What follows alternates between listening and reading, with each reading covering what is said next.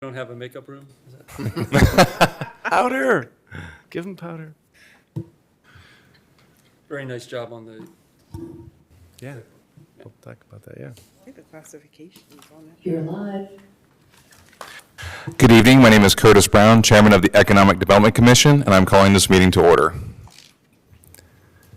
First item on the agenda is roll call. We'll start here at the end with Brandy. Just say your name and move on. Brandy Edelin. Jacob Keller. Lisa Colavito. Dale Moore. Leona Charles. Mark Robinson. Rupon Talukdar. Welcome, one and all. We have 8 members, and that makes a quorum. So we do have some new members today. We'll start here at the end with Brandy. If you're new, please just tell us, like a couple of minutes, is who you are, what you do, how you, whatever you want to say. Just take. So my name is Brandy. I first heard about this commission as a member of the Citizens Academy that I signed up with, a good friend of mine, and I learned so much about the county. It was great. I just did not know a lot of the inner workings. So when this became available, I thought, I'm a businesswoman. I thought, hey, maybe I could contribute but mostly learn a lot. So thank you. Yeah, welcome. Hi, everybody. My name's Jacob. I'm a recent transplant to the county. So moved here in October of 2024. Been involved with similar economic development groups previously when I lived in San Diego. So moving here, see obviously a ton of interesting things in terms of the economic development of the area. So just naturally a pretty curious person. I really like digging into all the data that comes along with economic development here. So hoping to learn some things, spend some time, we're working through data and learn a little bit more about the new place that I'm building a home in. So thank you. Welcome. Mark. Yeah, I'm Mark Robinson. I've actually been in St. Mary's area since 2021. I recently bought a house, and then in the process of that, just kind of become more involved in the area. I came across this and decided to see where I can fit in and help out. So, Welcome, Mark. Ruhan. Good afternoon, everyone. My name is Rupon Talukdar. I am an engineer working at Bays, Navier. So we moved it like 2019 in St. Mary's County.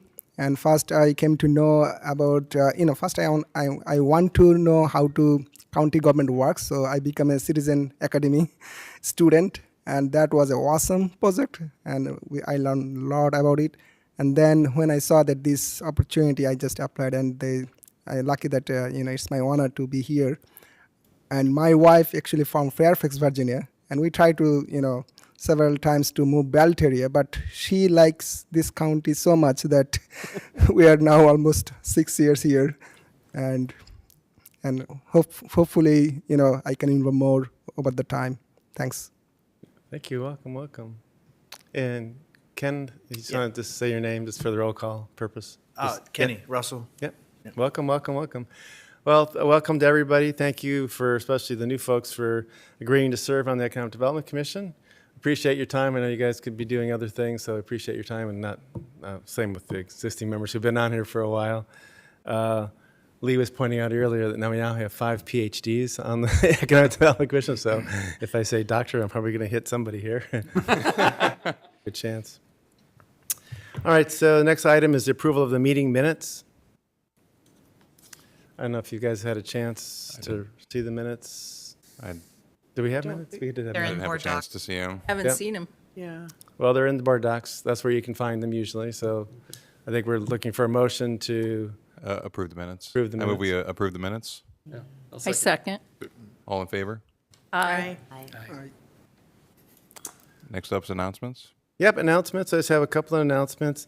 Brandy kind of teed up one, and that is Citizens Academy. So if you're not familiar with Citizens Academy, every year the county takes, is it 30 people roughly? Give or take about 30 people. Take applications for people that want to learn more about the county, what the county does. And through, I don't know, Brandy could probably tell me how many weeks it is. Is it a month or so, or more than that, 6 weeks? It was a little bit longer. Yeah, maybe 6 weeks. And once a week, you learn about a different department, and you go to that department or offsite, and spend a couple hours with them, Usually you get fed and you learn about what they do. It just, we get a lot of positive response from people who've served in that, and just, it's just something to find out what your county does. So applications are now open. You can go to the county website and apply if you're interested and find out more about it. So Citizens Academy. Second announcement, you all have a copy of our tech resource book. This is a resource we publish about every 2 years, not exactly on time, but this is our brand new hot off the press version. It has 200 assets in terms of local businesses and different resources in terms of, it's a company directory. We call it technology assets. So there's educational partners in here. There's information just in general about the county. It's just a great resource. We publish, it's a beautiful hard copy that we publish. We also have an online version, because this, of course, gets outdated almost as soon as we publish it. But for each company, it lists, who the business contacts are by name, how many employees they have, just the different classifications that they're in.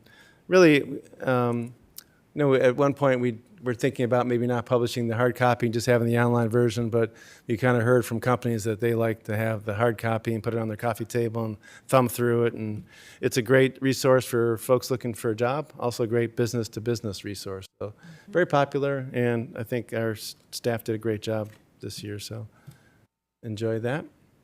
And the final announcement is, I think some of you know, some of you don't know, I'll be retiring next week. So August 1st, I'll be a free citizen. I'll be released.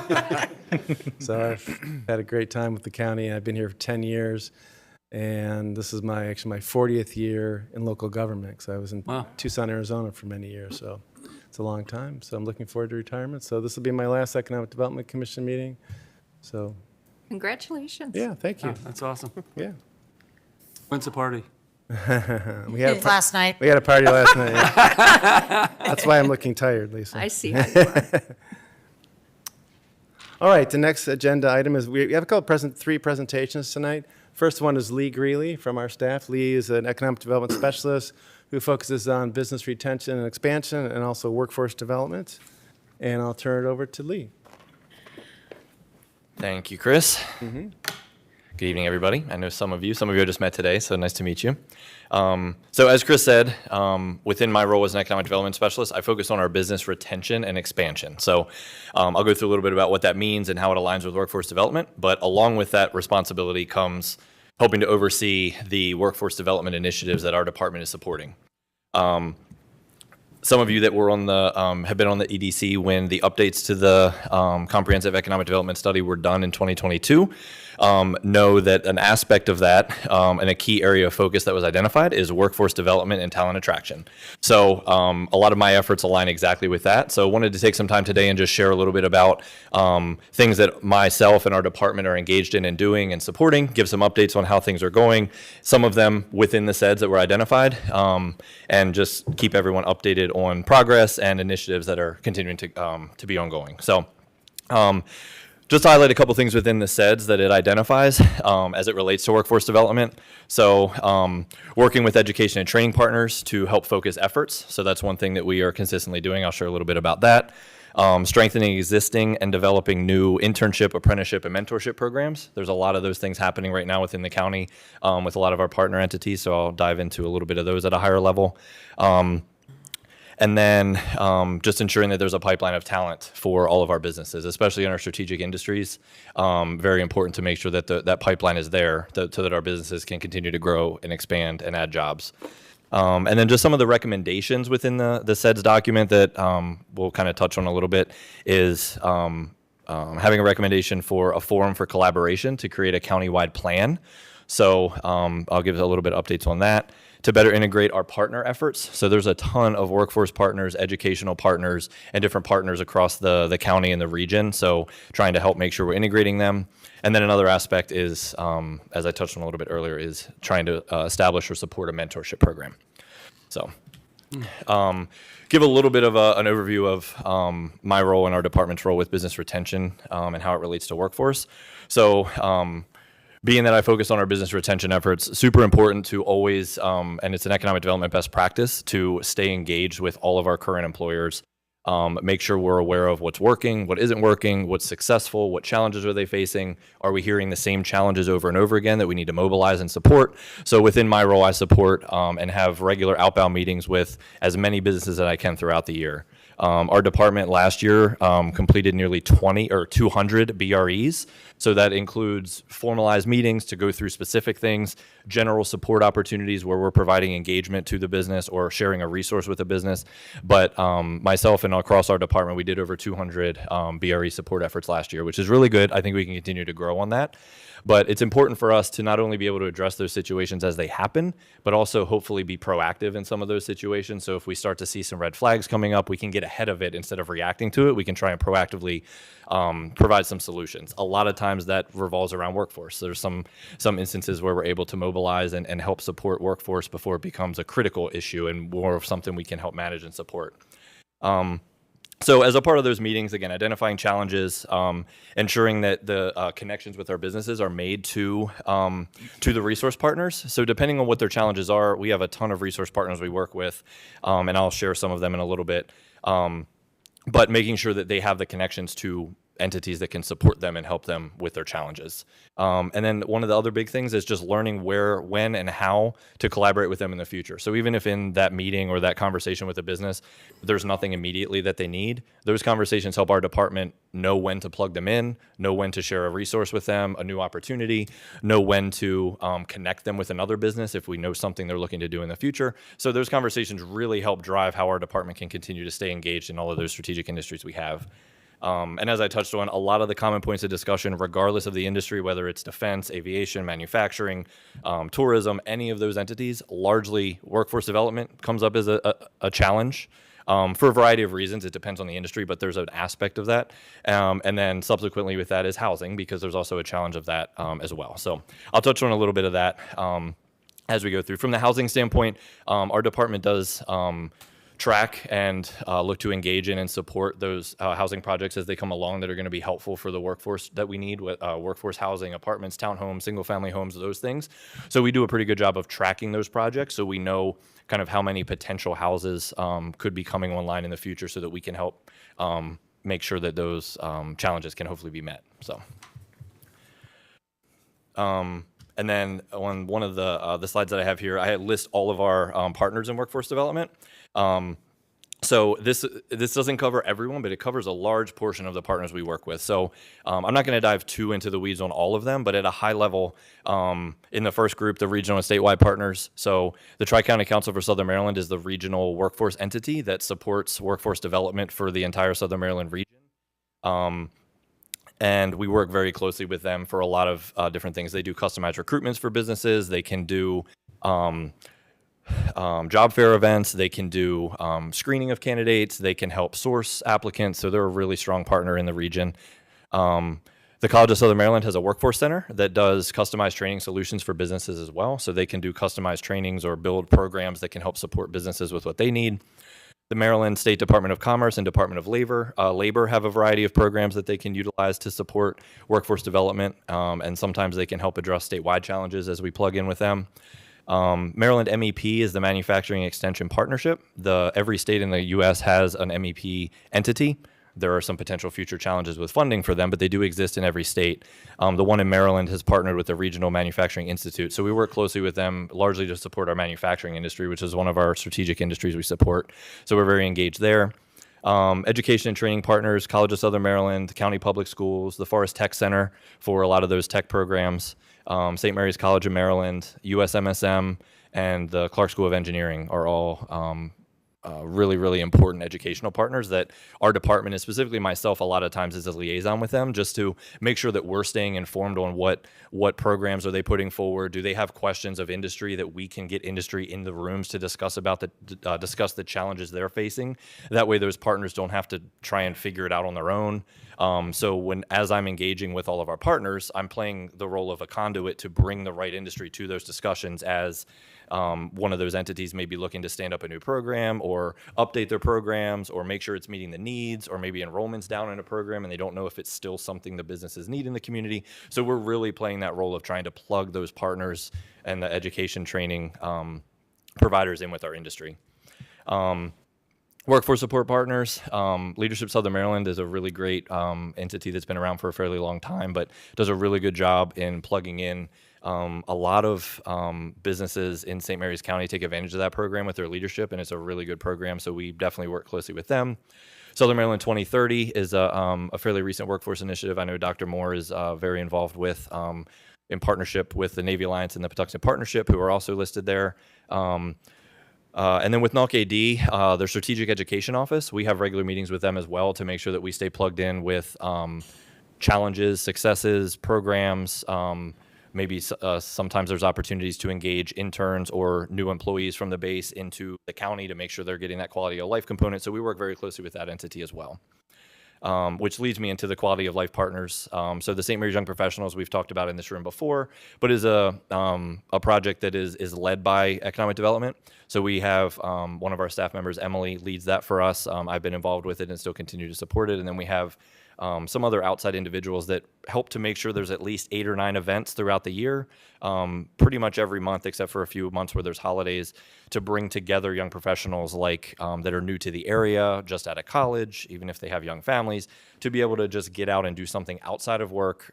We have people from engineers to nurses to real estate agents in that setting that'll come together. We usually get between 50 to 70 people at those events, host them all around the county to try and capitalize on opportunities to showcase what there is to do. We often hear there isn't a lot to do, so we try and host them at different areas: Leonardtown, Lexington Park, Hollywood, Charlotte Hall. Try and move them around so people can get out a little more from their kind of their concentric circle.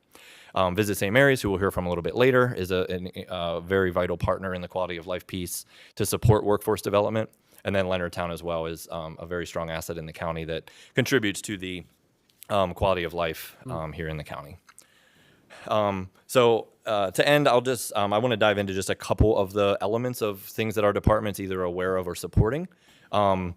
So from the standpoint of some of those initiatives. So one of the bigger ones that is actually going to be going forward to the commissioners next week for their approval to coordinate an agreement with Towson University to help lead a workforce study for the region of Southern Maryland, which is really going to be the catalyst for us to really develop our workforce plan, which is a part of the SEDS, is identifying that. But before we can do that, we need to have a study of what's out there, what are the upcoming challenges, how can we better work together that will help inform the drafting of that countywide workforce development plan. So we're looking to have that moving forward very soon. Hopefully it will start in September and be done by early 2026. And that's going to be a partnership with St. Mary's County, Calvert County, Charles County, and then the Navy as well. So all of those entities will be supporting that project because, as we know, a lot of the workforce from St. Mary's County does come from those other counties, and some of our workforce goes out. So it's really an ecosystem that we want to make sure we have a full understanding of the entire region because of the opportunity to pool the workforce from across all the neighboring counties. So that'll be something that's really going to help lead one of the directives from the SEDS directly, which is developing a workforce attraction and retention master plan. So this is going to be a catalyst to really move that forward into the next step. From the identifying funding and grant support, just to share an example. So the state of Maryland through the Department of Labor has what they call an EARN grant, which is essentially a program that allows for different workforce entities to apply for grants to support the either continuing education and training for incumbent workers, which are existing workforce, and or to help support new workforce that maybe needs entry-level qualifications. So as a part of my role within business retention and expansion and out meeting with our manufacturers, we were hearing a lot of the same things over and over again of certain certifications that no one could find talent to fill, or certifications that they had in their current staff or that they needed for their current staff but didn't have a way to get them trained, or they would have to send them somewhere else to get that training. So what we did is our department brought together all of those businesses to one meeting, although they've said the same things in different meetings, brought them into the same room, heard the same challenges, got them all aligned with what are the most important priorities for certifications and trainings that they needed. And then after that meeting, we brought together those industry partners with all of our workforce partners, College of Southern Maryland, University of Maryland, Tri-County Council, to hear those same priorities. And then the Tri-County Council, along with support from us and the Patuxent Partnership and some others, helped to lead the application for an EARN grant. And it was awarded last year for $100,000 to support training for manufacturing in the region. And there's only, I think about 76% of the funds have been spent to train 45 employees across 6 different businesses. And there's going to be, there are plans to go for a second round of funding to now that we've done a lot of the training for existing workforce, to now try and partner more with CSM and others to make sure that we're providing training for entry level to now backfill some of those positions as people have moved up. So just an example of a way that our department really helped to facilitate some of that for our industry in the workforce space. From the workforce group standpoint, I generally serve in a lot of the positions that our department sits on as it relates to workforce development. So the Workforce Investment Board, which each county or region in the state has their own workforce board, which gets federal funding and state funding to lead the workforce efforts. So we sit on that, and I'm actually the chair for the Business Engagement Committee on that group. Southern Maryland 2030, as I touched on, which does a really great job in doing the Spark Career Fair and internship opportunities and programs. Our department plays a role in supporting that. The Southern Maryland Navy Alliance has a workforce group, which is actually had previously had some discussions about leading a potential mentorship program, which is exactly aligned within the SEDS. So our department is, again, facilitating within that group to make sure that we can help bring together the right partners in those settings. Forest Tech Center, University System of Maryland to Southern Maryland. So really any of those partners I mentioned, if they have kind of an opportunity for industry to have input, or partners to be involved, we generally have a seat in those discussions because it's difficult sometimes for industry to be in those rooms. So with the knowledge we gain from those meetings with businesses, we can then either share out what those businesses have told us, and or if there's an opportunity for a further conversation, invite the right businesses to a subsequent meeting so they can hear it directly from them. So we kind of play that role of serving the role of the businesses if they're not able to be in those different groups and settings to make sure that the partners in the region are really allowing industry to lead their direction of where they're going with the trainings and things they're providing. Education partner participation. So we do also similar to what I just mentioned. So sometimes different entities in the education space, whether it be the Forest Tech Center or the College of Southern Maryland, will have either a data-driven reason or just an anecdotal, and sometimes industry knowledge, and they've gathered that they need to pursue something, but a new program they want to stand up, or or maybe they have a program that they need some industry engagement in. So we also play that role of trying to be in those discussions, but also bring people to those discussions. So I know the College of Southern Maryland is continuing to hopefully pursue an aviation technician program. And as they were standing that up, we were early in those conversations and have, I think, done a pretty good job of bringing the right industry to those conversations that has really kind of shaped how they're going to be building that program. So just an example of the role that our department plays in trying to make sure that our education partners are again, doing all they can to really help support the local businesses and what they need. Activities and initiatives. So I mentioned the Spark Career Fair, an incredible event that Southern Maryland 2030 has put on the last several years, bringing in students from all of the school systems in Southern Maryland to come out and get a career awareness. It's not a job fair, it's an understanding of the careers that exist here. Which kind of piggybacks on another role that our office plays and that I've helped support as well, is making sure that we're exposing the younger audience to the careers that exist right here in St. Mary's County, because that's honestly something that we've identified as sometimes a challenge.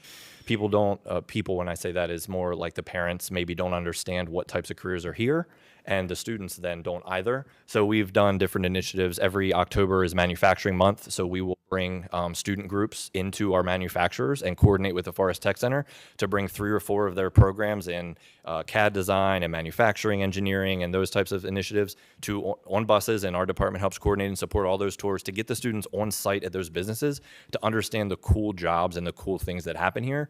So that way, even if they go off to college somewhere else and get their degree, they know when they're looking for a job what's here and that they can find a career here, and we can retain them even if they go to school somewhere else. So those are some of the initiatives that we do in those spaces. We also have regular meetings with our partners. Like I've helped, we coordinate monthly meetings with the Tri-County Council and CSM, just so we can stay plugged in with efforts they're having. We can synergize things we're hearing. We can mobilize if we need to.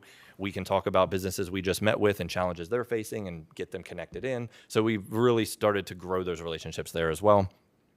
Similar with the statewide entities, getting plugged in with the Maryland MEP has been really impactful. We've helped to get our businesses in that space connected with MEP. We helped coordinate an actual visit the last couple of years from MEP to 3 of our different manufacturing partners, where they brought people from around the state to come visit our businesses. they do them every month, but they try and find locations to do so. So we've brought them to 2 of our businesses and then once to Webster Outlying Field, which does a lot of that manufacturing work. And the response from people that are coming down to St. Mary's County from Baltimore and Carroll County that have never been here, that can understand what our businesses do, build connections for our businesses, and understand the opportunities here for cross-pollination of work has been really impactful there. And then quality of life assets, I touched on SMYP and our role there. Visit St. Mary's, partnering super close with Liz and her team and being right in our office is an incredible asset for us. So the quality of life is a really important piece of the workforce development, because if we and our businesses do a great job of attracting people here, we need to make sure there's things to keep them here. So that's an important aspect of it. So. Yeah, just to add on to the quality of life, I mean, if a business, we spend quite a bit of our time, Lee spends quite a bit of his time on some of the larger companies, but we don't ignore the small companies, especially if it's a quality of life, if it's even a restaurant or something to keep people entertained.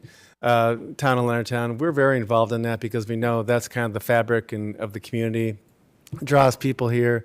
The town of Leonardtown is really the only walkable town in Southern Maryland like that. People can get out, and that's an attractant to young professionals. So we concentrate and even try to facilitate getting those industries, those businesses that can really keep people entertained and liking St. Mary's County even more than they do now. Yep.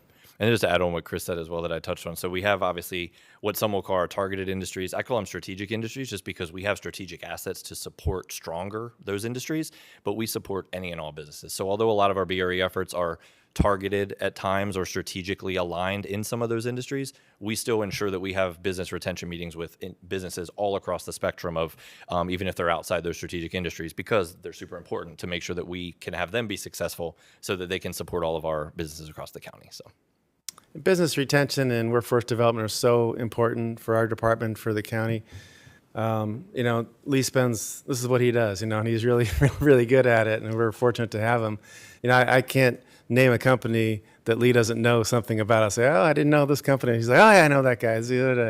I visited him last week or something. He's on it and helps us. And like he said, him visiting those companies and being connected to those folks, he brings that knowledge. When there's a meeting of partners and collaborators, he can say, hey, I just talked to 5 businesses, in the past couple of weeks. Here's what I'm hearing, the needs are and what's happening. So it's important and it's really beneficial. I think some people don't realize kind of the connections that our department makes with these different initiatives that we have and these things that are really important for us. Yeah. And again, the workforce development piece is a huge aspect of the SED. So it's naturally an initiative that our department's supporting in a lot of ways, but it's nice to see as we were preparing for this, a lot of the things we're doing and how they align with what you guys put together in the SEDs a couple years ago for the update of a lot of these things are kind of where our department's at. So, but. Just to repeat something that you said, because I think it's so important, is that when Lee goes and talks to these different companies, they'll say many times workforce development is so important for us. We're having trouble attracting and retaining some folks.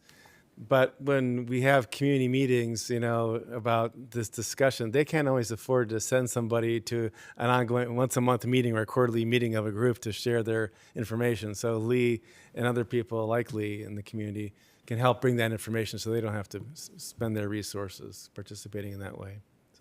So, Lee, I have a question for you, actually, too. So, it's a little robust, but just kind of walk with me here for a second.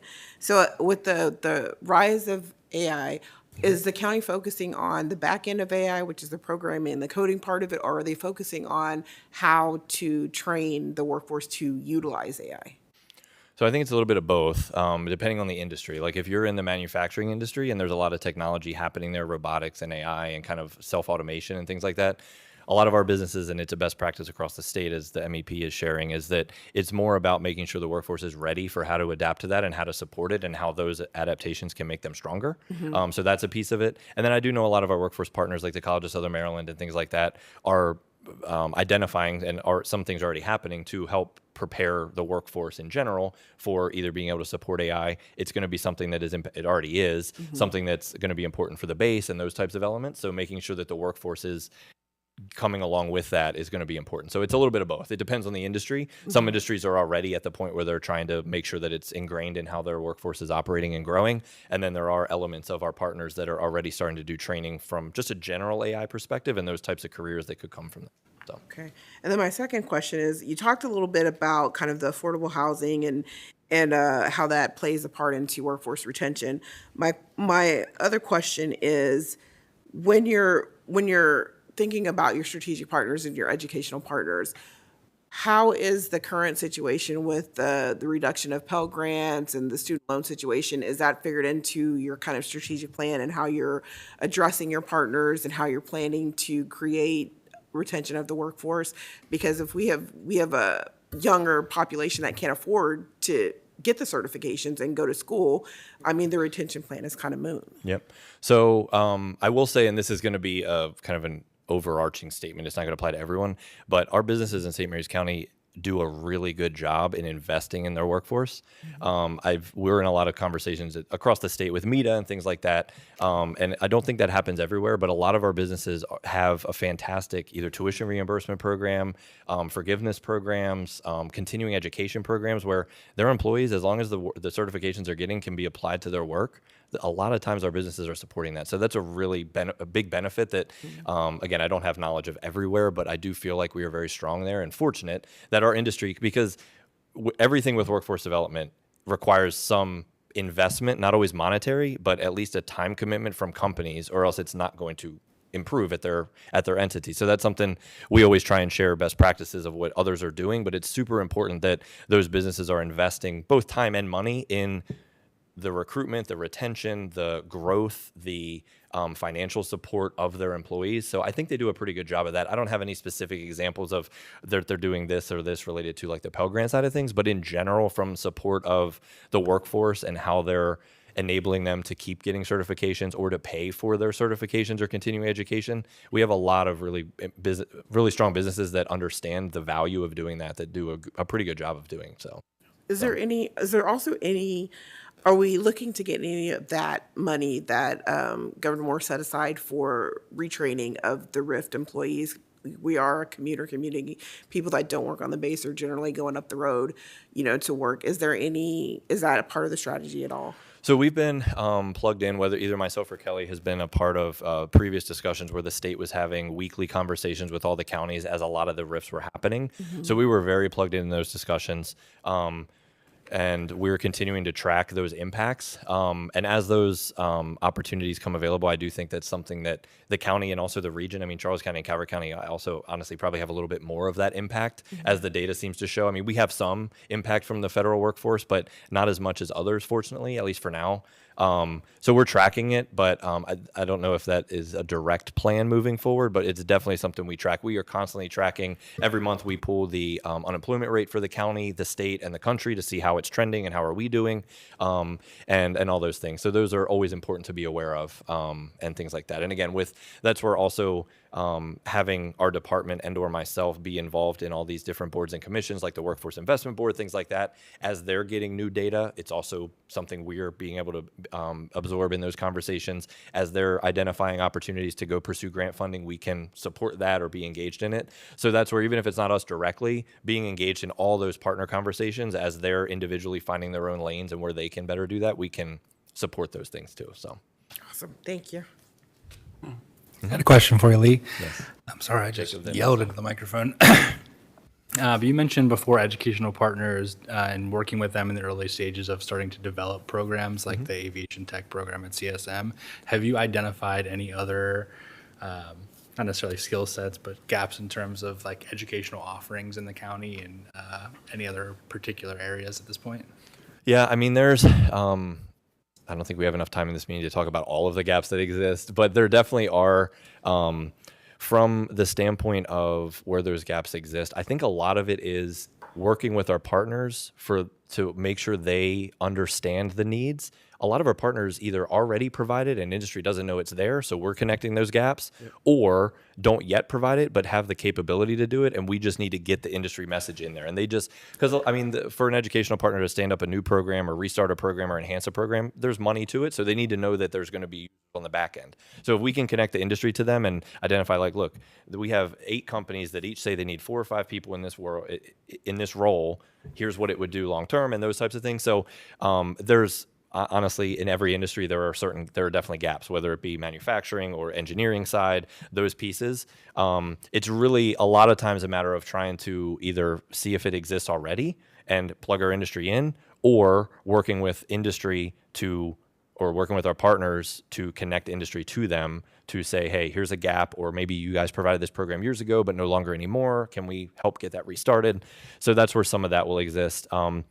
And then also our department supporting programs like, because when I mentioned engineering, that's often a gap as well, because it applies to so many things. It can apply to the defense industry. It can apply to the aviation industry. It applies to manufacturing. It applies to autonomous systems. So it touches so many of our strategic industries. When programs, like, we're so fortunate here to have the University of Maryland right here at USMSM, where you can get an engineering degree in electrical or mechanical engineering from University of Maryland and never leave St. Mary's County. So part of our job too is to amplify that message and support our partners and making sure people know, businesses know that exists, and helping them if the University of Maryland is having some challenges with either recruitment or getting students there or getting industry on the back end, how can we play a role in doing that? So very long-winded answer to your question. I think there's a lot of gaps that still exist, and we're trying to figure it all out. But a lot of times it either already exists, we just need to connect the dots, or we just need to better inform our partners of a program that they may be able to do, or certification that would really close a gap. So Awesome. Thank you.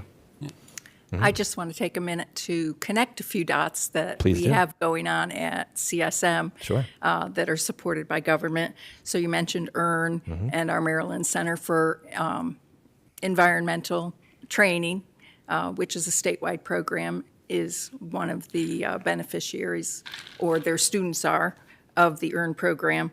Our vertical agriculture program is in its 2nd cohort. And it was helped to stand up by Tri-County Council. We have an entrepreneurship certification program, which is actually a statewide program. Tri-County Council helped students get involved in that. The governor just included CSM in a grant for Road to Careers. And we have a BCR Cyber organization that is partially funded by Tri-County Council, and also, I think it's DHS, it might be DOL, but that's for cybersecurity training, and it's a free program. And it will make use of the Leonardtown, the new lab. Cyber. Yeah. Cyber Lab, yep. Yeah. Great. So we're excited about that. Super good. And again, that's those are all fantastic, and I heard a lot of partner names, which is great. That's what we want to continue to support, is getting our partners to work together, make sure that we're not duplicating efforts and working together, and those are great examples of that happening. So definitely appreciate all of the things there. So Yeah, me too. yeah, It's great. it's good.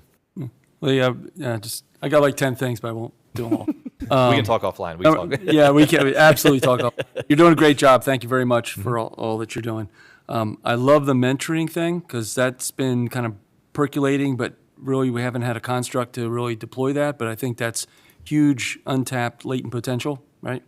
We are working a aero engineering 2+2 program with College Park and CSM, Department of Aero. So that's a third one that we can pull in.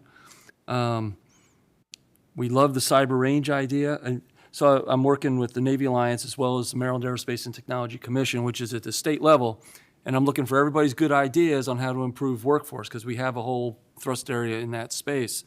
And I'm trying to hold up Southern Maryland as the exemplar that others will want to follow, right?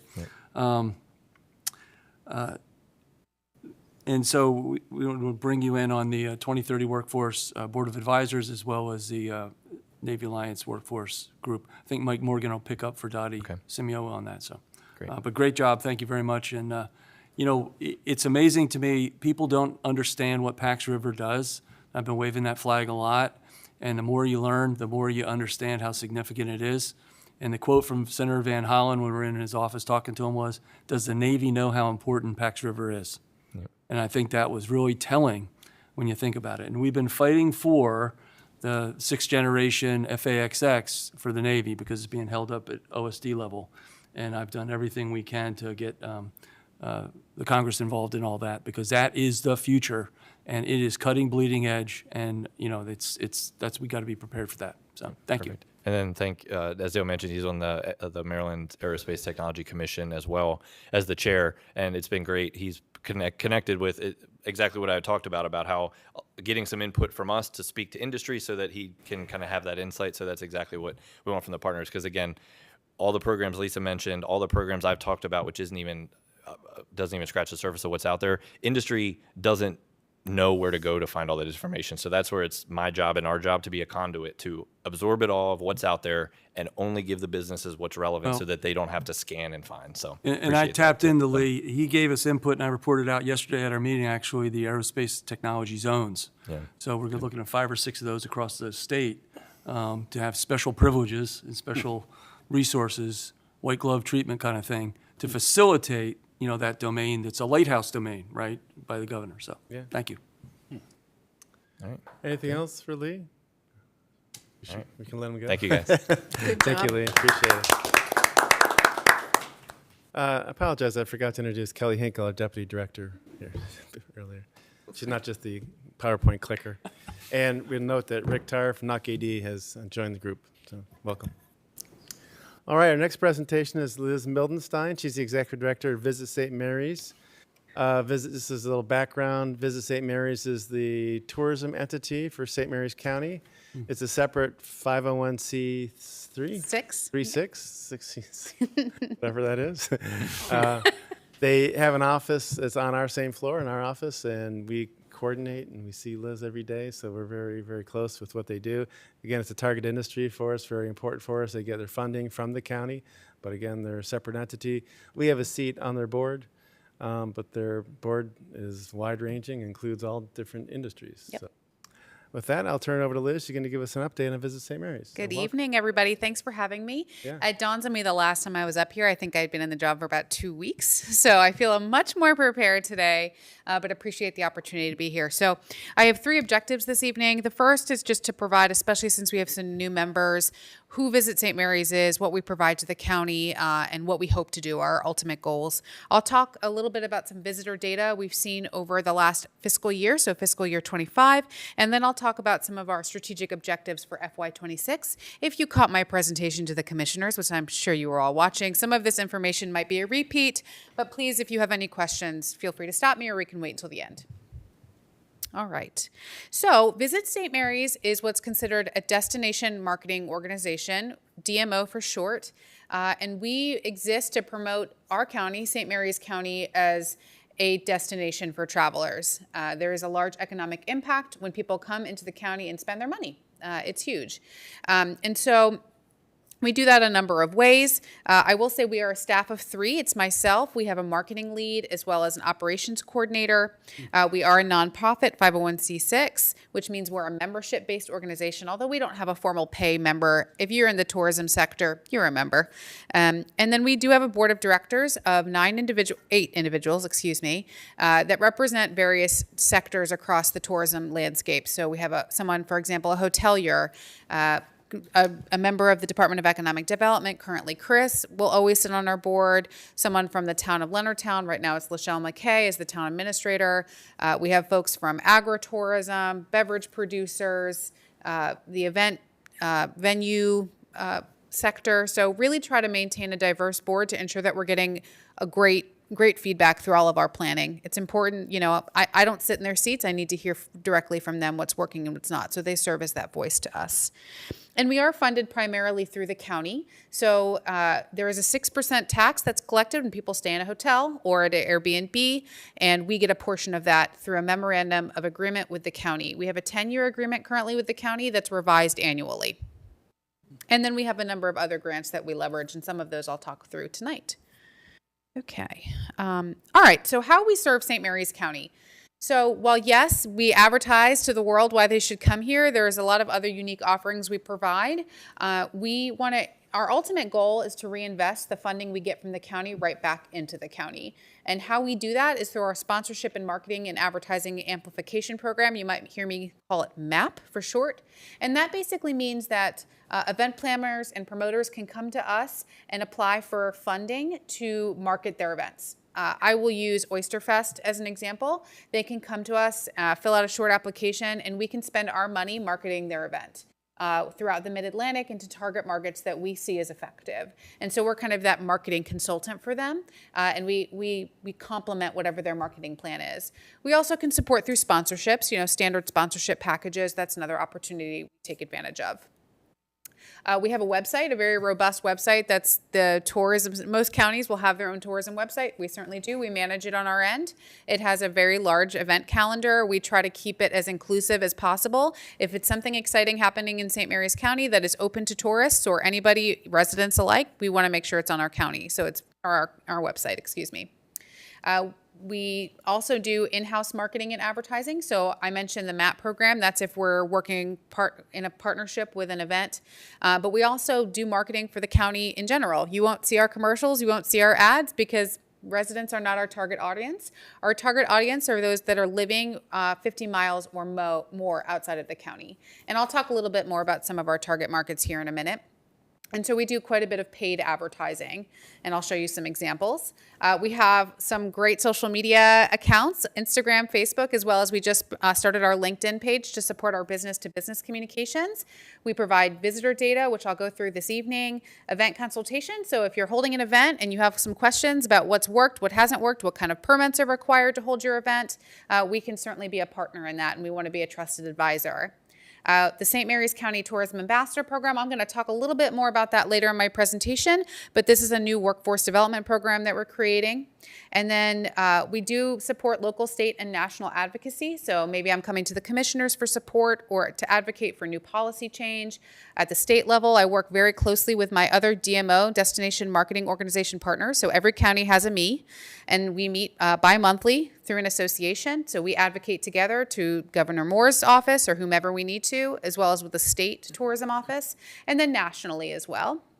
And then back in 2016, a tourism hospitality master plan was created. Chris was part of that process, certainly Kelly was part of it. And that was how Visit St. Mary's was born, was one of the recommendations in that plan. They took kind of a snapshot in time of the tourism industry in St. Mary's. They worked through a consulting group, got lots of great recommendations and ideas out of that. And one of them was to branch off tourism into a nonprofit versus within the county so that we could be more agile. But it is also our job to implement that 2016 plan. So strategic partnerships, I just wanted to show you this. This is who we're working with consistently. It's really important that we are working across, across the table with all of these folks. I mentioned a lot of them already. I talked about local, state, and national government agencies. We have a really great partnership with all of our lodging partners. So this would be hoteliers, and we want to make sure that our short-term rental owners and Airbnbs also, they collect that same tax. They submit it just like a hotel does, so they deserve a seat at the table.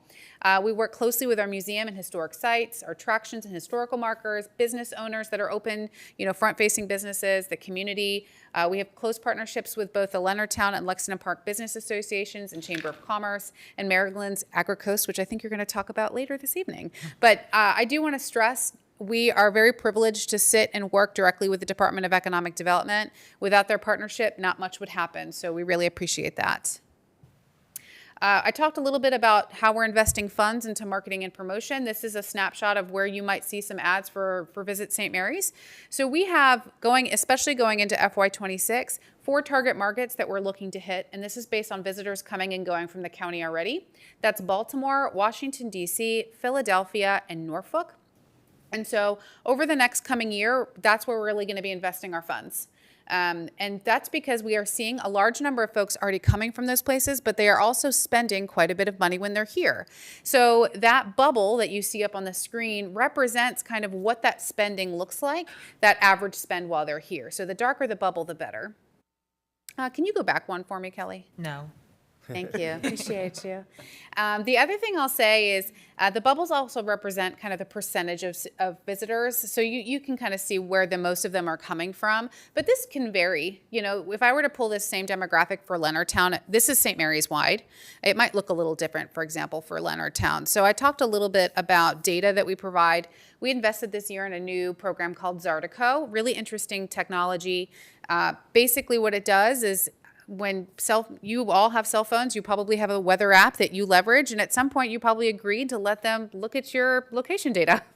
That location data is very often bought and sold, and Zartico is one of the companies that leverages that data. So while companies like Zartico and myself have no idea who's on the other side of that cell phone, we have a general idea of who's coming and going. A visitor in St. Mary's County with our software is considered anyone who's here less than 2 weeks, and 50 miles or more out is what we track. So you might be thinking about people who are traveling for business and how we capture them. They're all within that visitor scope as long as they're here for less than 2 weeks. So we want to make sure that we're not capturing the resident population when we look at our spending data and that kind of thing. Thanks, Kelly. Now I'm ready. 57%. So this data is interesting. So in addition to that geolocation data, we also look at some credit card swipe data. And so we know 57% or so of our visitors, this is all FY25 data, I should tell you, I'm sorry. And our FY25 is the same as the county government's from July 1st to June 30th of the year. 57% are between the ages of 25 and 54, a pretty large amount there, like in terms of range. 52% have an average household income of over $100,000, and 39% have children in the household. So this data is helpful for us when we're making some marketing decisions about where and how we're placing content, right? We also know through some of our metrics that we gather on our website and social media that the majority of folks looking at our website are women, and they might be women in that same 25 to 54-year-old. So how can we make sure our ads are targeting women who might be planning family travel? Next, thank you. All right, so some key performance indicators that we're pulling from Zartico that's been really helpful. So these percentages are kind of the percentages of visitors versus residents in the community. So of the devices observed in St. Mary's County in that fiscal year, 14% were deemed as visitors. Now remember, these can be business-based visitors, so people coming here for work travel, as well as leisure travelers. And they represented about 16% of all that spending activity, with 18% towards local business. I thought it was really important to show you how that compares to the previous fiscal year. We did see a drop, 17% in FY24, and then the spending, but we saw a little more spending. That could be because things are more expensive right now than maybe they were compared to the prior year. I don't want to speculate too much on that why, but we need to just watch out for trends, but we did see a higher amount towards local business. It's my ultimate goal that when people come to visit, they're spending more money in local businesses versus big box stores. No hate against big box stores. I just think there's more economic value if they're spending it in our locally owned businesses, restaurants, and retail spaces.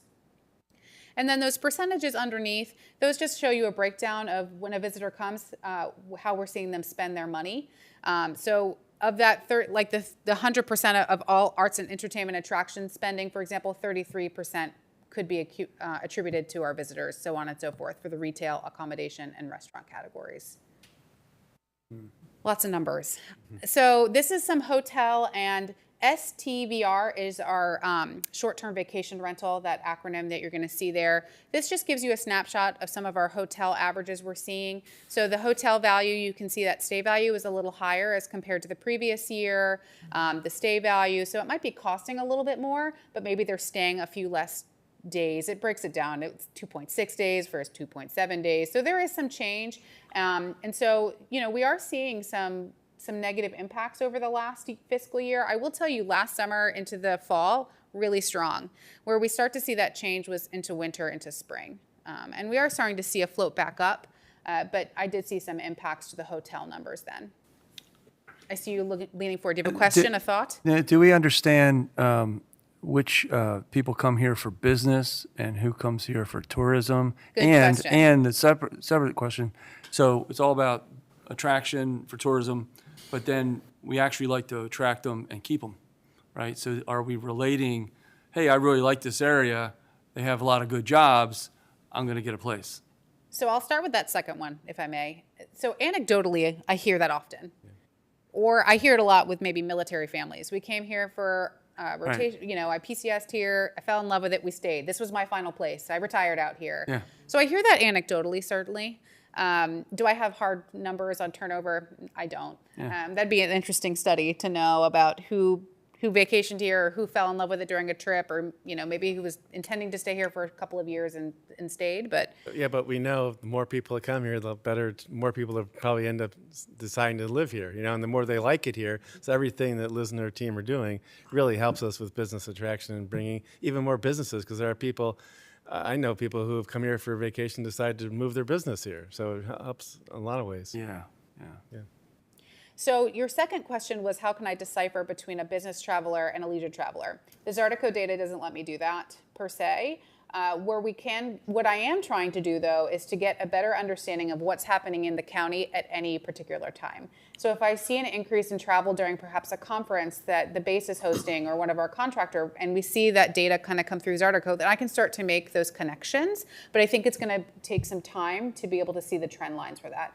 So an example of that is last year when I saw one of the hotel sheets come in, there was a massive bump in April during a time period that is not typically low vacancy. The hotel rooms were, and I found out there was just a conference on base. That's all it took, was to bump up our numbers at a particularly slow season. So we try to make those connections where we can to decipher, hey, was there something large happening commercially in the county? Was there a large signature event like an Oyster Festival that we saw that bump? And so that we can try to determine who our business versus leisure travelers are.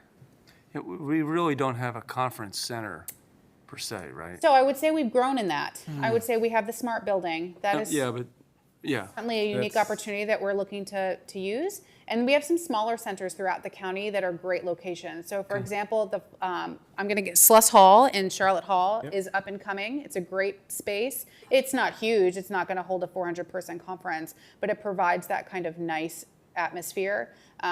Smart building, we will certainly want to leverage. We're keeping an eye on Leonardtown because of the potential development there to create a conference space. So we are a good place for small market meetings, which isn't a whole opportunity in and of itself. I think the USMSM Smart Building, their conferencing, I think it's the largest south of DC, is it? In Maryland, largest south of DC in Maryland. Yeah, right. So it's a great, that's a larger facility than you may think it is. I know you. I know it's big. Don't worry. Yeah. Absolutely. The opportunities that I just don't think of it as like a hotel conference center, kind of, The good golf news is course, all that stuff. the majority of our hotels there, are close to it. Avid is getting ready to open it up, which is within very close proximity to the smart building. So we have those opportunities to make the connection. What we're trying to do is apply for more, right? We need to do the outreach within the county, Visit St. Mary's, to apply to host more conferences. In the past, I don't think we've done that because we didn't have those types of space opportunities. We weren't considered for that, but that is certainly something we're leaning into. Yeah, the inside DOD, there's travel restrictions these days. I don't know how long that'll last, but industry can travel. So we can bring them here. Absolutely. Yeah. Absolutely. I think some base people can travel, isn't that right? It takes special approval. Is there any particular software that does let you do that differentiation between the business, or is it just kind of, it is what it is? I would happily research it. I'm not sure. I'm not sure, but that would be very interesting. Any other questions before I continue?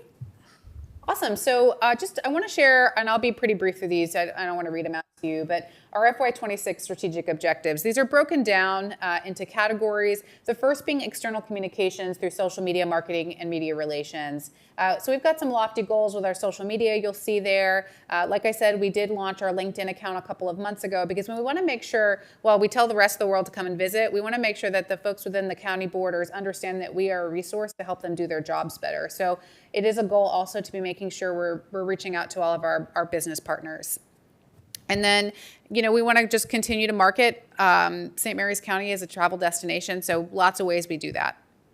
All right. Stakeholder development and industry relations. So I mentioned this briefly, but we want to make sure that we're offering resources that are helpful to our business partners. And one of the ways we want to do that through workforce development is our tourism ambassador program. So we started up a steering committee about 6 months ago to develop a training program for front of house, front of line staff to make sure that when people come and talk to them about St. Mary's County and ask them what they should do during their time here, the answer is, well, there's nothing to do. We know that's not true. So if someone's traveling for business or for pleasure and they go to the front desk of their hotel and they ask someone, where do you recommend I eat? We want to make sure that that person feels prepared to answer with their favorite local restaurant. And so one way to do that is to create a familiarization tour program where we can bring in cohorts of students, but they're all working professionals, and take them on tours of the county, make sure that they understand what the historical significance of this county is, what the attractions are of this county, what the local restaurants are of this county, and really what make us special. And so our first class, we're opening it up for applications in August. We're considering this our beta class, our test class, to get lots of great feedback on what's working and what's not. And then we'll open it up for 2 cohorts a year. And so to participate in this program, it's free, right? I took Citizens Academy at 2. Brandy and I were in the same class, and I loved the fact that it was a free program that opened my eyes up to what makes St. Mary's County government important and special. Our program is similar in that we're exposing folks to it, but we're doing it in a tour fashion. So they'll get an educational component, some customer service, but then they'll get to see the county for what it's known for. All right. I've talked through a lot of this already, so I want to make sure I'm not skipping anything. We can go to the next slide. I talked a little bit about the Tourism Hospitality Master Plan. It's an important guiding document for us, but it's coming up on its 10-year anniversary, so we are looking into opportunities to update that plan. So we will be working probably with a consulting firm again, not to throw away the plan, but to make sure that we still understand the current landscape of tourism. A lot's changed since it was developed. COVID happened. That wasn't a thought bubble we didn't see that coming. We've rebounded since COVID, I will say, but it's still important. How did it change how people travel? How has business travel changed? We know it's changed not from COVID, but just in recent months. So how can we as a county make sure that we're not depending on one source of traveler, that we're able to expand? And just some things that have me really excited for FY26. So today was a busy one. Today we were shooting a commercial with an incredible production company out of Philadelphia. We are partnering with Charles and Calvert County through a special EDA grant through the federal government to produce a new water and trailway outdoor adventure commercial for Southern Maryland. And with that commercial, we're also going to get a St. Mary's County cut. So really looking forward to distributing it. The grant included not only the production costs, but being able to put it out into the market. And so it'll go into those top 4 markets I mentioned: Philadelphia, Norfolk, Washington, D.C., and Baltimore. Really exciting project. We also were granted a Maryland Alcohol Manufacturing Promotion Fund. So basically the state does this to make sure that we are promoting our craft beverage makers in the county. So with that money, we're going to be holding heritage events throughout the year through February. We actually just had our first one, which was the Aero Park block party, where all the craft beverage makers came out to the Aero Park so that people could see how great that regional airport was. Go to Bird Dog Bistro, have some sandwiches, watch aircraft fly in and fly out. It was pretty cool. And it was a great opportunity for our producers to get in front of our resident community. Thirsty Thursdays. Thirsty Thursdays. The next one is on August 7th. And then I think the next one is September 18th. So please, if you haven't come to one of those, it was a lot of fun. I had a great time. There was a band out there. It was lovely. And then media partnerships. So we're trying a lot of new advertising this year, and one of those is through influencer partnerships.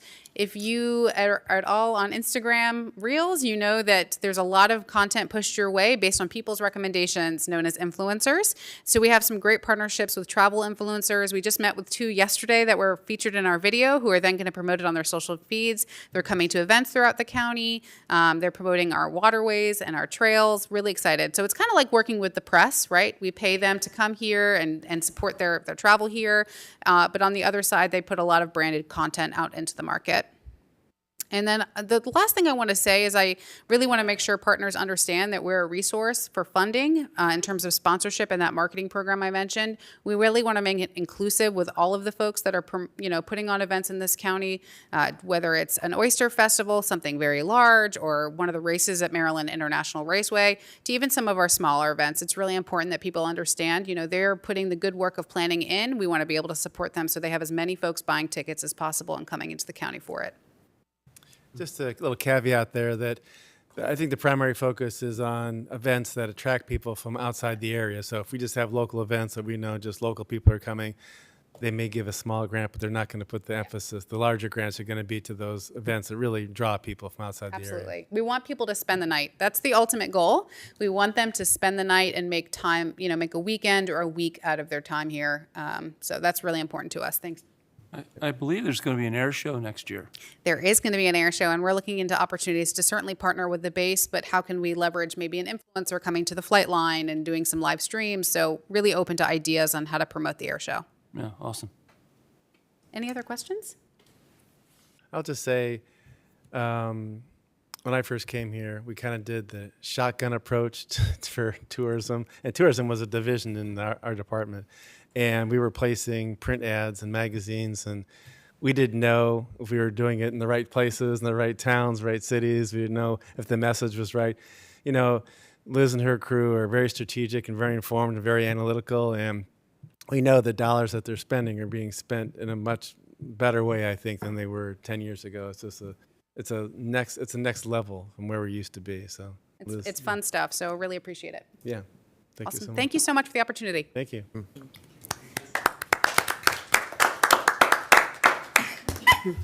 All right, our next presentation, I'll invite Sydney Gardner to come on up here. Sydney is an economic development employee. She is our new Ag and Seafood Division Manager. We're lucky to have an Ag and Seafood Division. I believe we have 3.5 people in that division. Sydney's been here, is it 2 months? Just 2 months. We stole her from Charles County, where she did something very similar up there for Charles County. And she's going to introduce herself and introduce the division, and talk about what's new in the Ag and Seafood Division. So, Sydney. Thanks.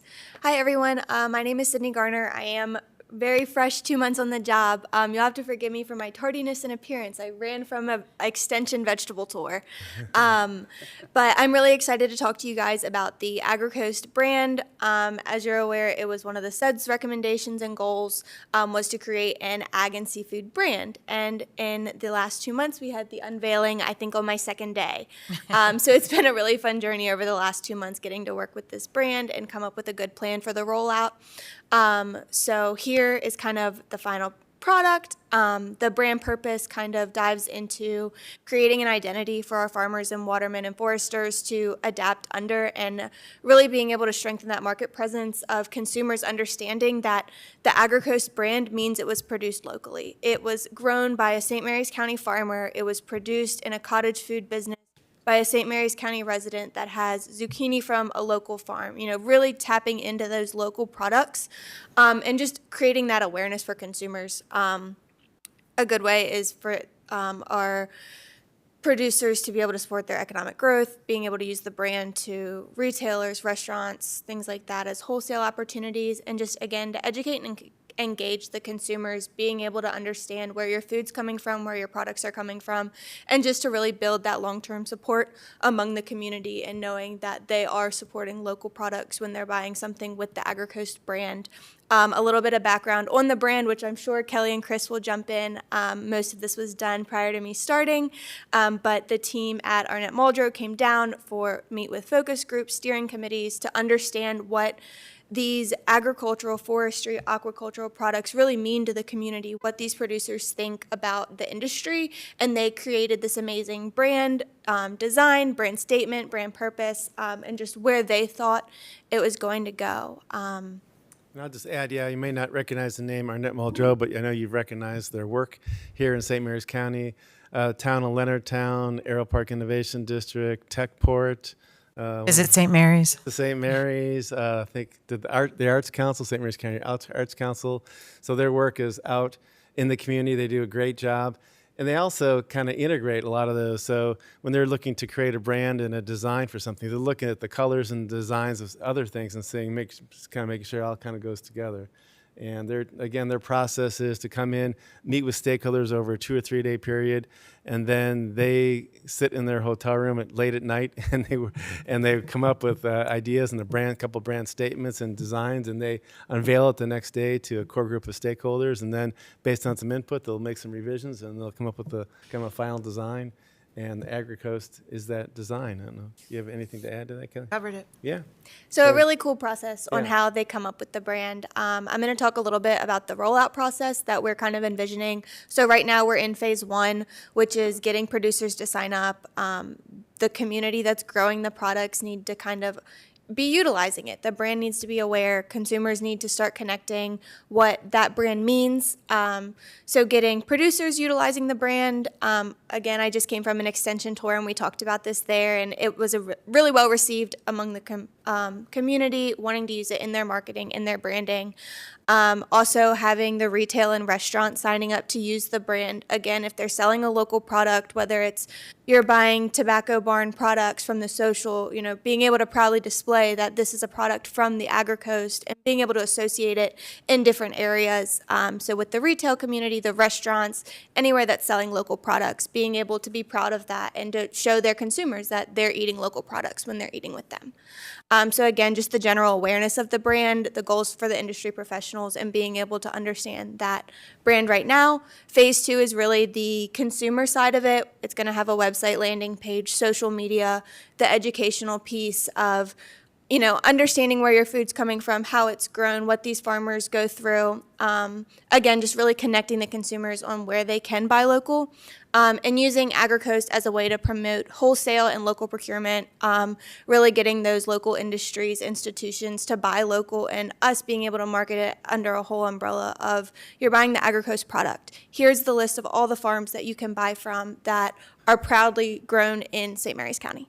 So a question. So when I go to Giant and I buy a sweet onion and it says Vidalia on it with a little sticker, every single onion has that little sticker on it, and it's an official Vidalia onion from Georgia, I guess, right? Is that something that you're looking at where you have a marker on the food? Absolutely. On the food, on the menus at a restaurant where they put the little asterisk of where it comes from. We envision the AgriCoast logo being there next to that steak that was bought from a local farm. So Excellent. yes, absolutely. Good, great.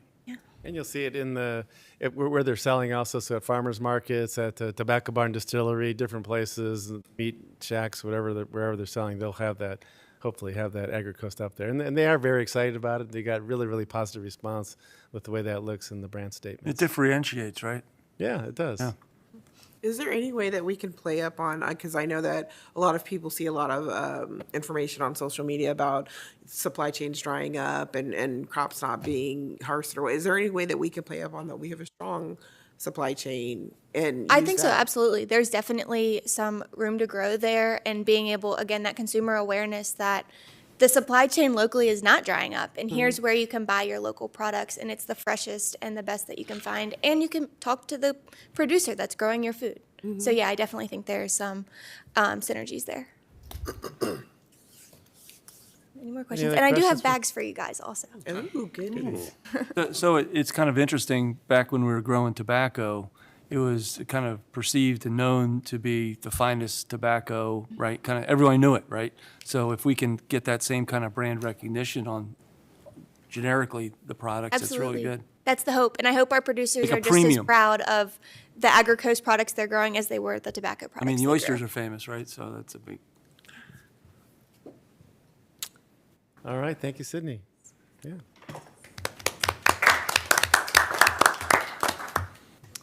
That is the end of our presentations for tonight. We do have time to go around if any commission member has something to add or something they want to announce or any questions, we can take time to do that. So we'll start, we started last time with Brandy, we'll start with Mark, who now is the I'm good. one off to the right. So Mark, any comments, questions, anything I'm you good want to today. Thank you. All right, thank you, Mark. Is Yeah. there any way that as a commission we can get like a forecast of maybe some of the developments that are coming down the pike so that we can have a little bit of a foresight on maybe some questions that we can ask or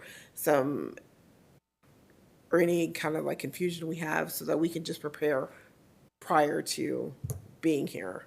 So what's in the development pipeline you're concerned about? Yeah. I think it's publicly available, isn't it? Well, when it's public, we can make it public, but when we meet with a client, or we work with a client, it's all confidential. So at the point a project actually applies to land use and growth management for a permit or a project, we can provide that information. Okay, that'd be helpful. Yeah. Anything else, Leona? Dale? I just wanted to highlight with this Maryland Aerospace and Technology Commission, we have 5 pillars, and I just want to make sure people are aware. One is to have a system in place to identify R&D opportunities for the companies in Maryland. So actual scanning capability, curating, getting the word out, and we're working with the University of Maryland because they have a schema to do that now. And so we're going to try to expand that out across the state. We mentioned workforce development, these aero and technology zones, right? And really appreciate your inputs there. Yeah. We're also looking at public-private partnerships and how to leverage. So we had Medco and Tedco in yesterday telling us about their programs. I mean, there's so many different things out there. It's hard to make sense of it all, right? And then we are looking at how we can develop our brand and our perception in the aerospace domain. There's a lot of these commissions and councils out there. There's manufacturing, there's AI, there's advanced air mobility. I mean, the list goes on. And we're trying to kind of connect all the dots and get everybody synchronized so that when people think of Maryland, they have a certain sense, right, of what we bring to bear, which is a lot of high-tech capabilities, best of all worlds kind of lifestyle, right? Right. And I think we have a lot to offer, but we really haven't waved our flag a whole lot. Yeah. So there was a nice post today, actually, on LinkedIn that talked about Maryland's aerospace sector in a big way. So Nice. stay tuned. Yeah, thanks. Curtis? Thank you for that summation there, Dale. I could have said it better myself. One of the things with the agricultural branding, I participated in one of their community outreach, sort of soliciting input. That was an exciting experience, and being able to see the finished product. And it's kind of like a simple, modern, minimalist sort of branding that can be. I like the sticker concept of putting it on different things and the recognition in restaurants and menus and things like that. And like the whole tobacco was like, premium here at one point. Yeah. And then we're bringing that back with other agricultural products in addition to aquaculture, so oysters and all of that. So it's a lot of exciting stuff, and I'm just glad to be a part of it. Yeah, thank you. Excellent. Mr. Tower? Yes, so I apologize for being late. We were celebrating Mary Kay's contribution to the community. She's been with the Patuxent Partnership, I guess, 16 years plus, that's what Bonnie said, and has been really instrumental in the Southern Maryland 2030 and helping us work and develop the regional ecosystem. So best of luck to her in her retirement. That's awesome. As we were thinking about the Ag Coast, a technology product brand would be great. I'm just thinking something on the side of, Platform Arrows Vanilla, designed in St. Mary's or something, but and maybe it's a Maryland-wide brand for the aerospace community of things that are designed, built, and made here in Maryland. Yeah. So, food for thought. Cool. Good idea. Thank you, Rick. Lisa? Lisa Colavito, Yep. College of Southern Maryland. Yep. And I mentioned a few of the government-funded programs. I just want to expand a little bit. We have workforce development and then we have Small Business Development Center and what was my point? I wanted to get to the point. We have news of that. If you're looking for what are we doing at College of Southern Maryland, we have a news page on our csmd.edu, and then we have Facebook pages for nonprofit organization, nonprofit institute, and workforce development and community education, which includes the Kids and Teen College and personal enrichment, and then there's a fourth one, Makerspace. Oh, yeah. Makerspace out in Indian Head. So we have a lot of things going on just on the non-credit side. So. Thanks for sharing. Yeah. Yep. No questions from me. All right, thank you. Jacob?